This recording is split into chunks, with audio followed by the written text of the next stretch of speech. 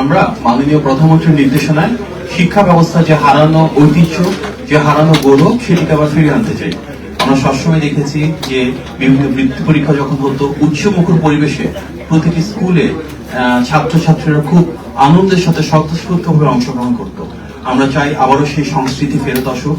বাংলাদেশের একদম প্রত্যন্ত অঞ্চল থেকে রাজধানী পর্যন্ত প্রতিটি স্কুলে উৎসমুখর পরিবেশে আমাদের শিক্ষার্থীরা আবারও তাদের সেই বৃত্তি পরীক্ষা অংশগ্রহণ করুক।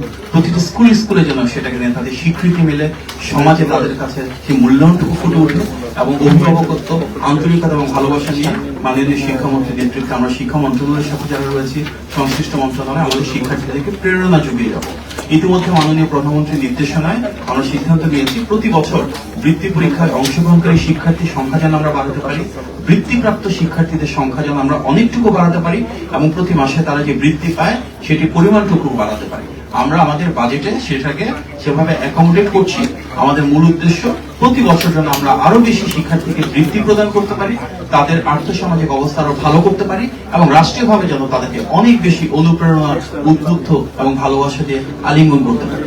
সুতরাং এই বছরে যারা বৃত্তি পেয়েছে তাদের প্রতি সর্বাঙ্গীন শুভকামনা, যারা পায়নি তাদের জন্য শুভকামনা। রাষ্ট্র প্রতিটি শিক্ষার্থীর পাশে থেকে এভাবে তাদেরকে অনুপ্রেরণা জুগিয়ে যাবে এবং আমরা বিশ্বাস করি সামনের বছরগুলোতে আরো বেশি বৃত্তিপ্রাপ্ত যেসব শিক্ষার্থী রয়েছে তাদের শিক্ষা ব্যবস্থার যে পরিবর্তন রয়েছে তার অংশ হিসাবে ভাগ্যের পরিবর্তন হবে প্রতিটি পরিবারের।